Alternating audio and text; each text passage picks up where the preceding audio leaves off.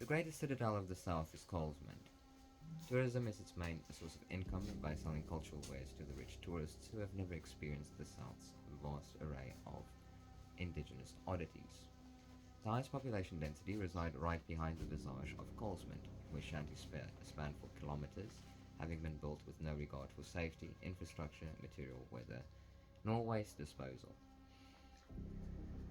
Extreme poverty and overpopulation result in the inhabitants of Tokava to be the most notoriously dangerous habitat zone of all kingdoms. Tokava is a prime example of Therian politics, being masked by the beautiful, rich, abundant tourist trap of Colesmond, but just beyond the grandeur of abundance lies something so rotten and diseased, it pains me to equate it to smothering rainbow paint on a corpse. The duality exists in every kingdom, but is not as obvious as it is in the south.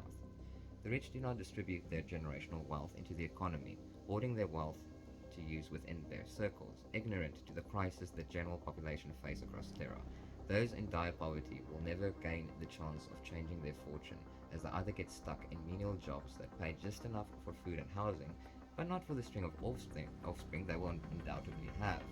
Usually, they resort to loaning, just worsening the situation, as they will get stuck in a cycle they will only ever break by selling one of their children into slavery.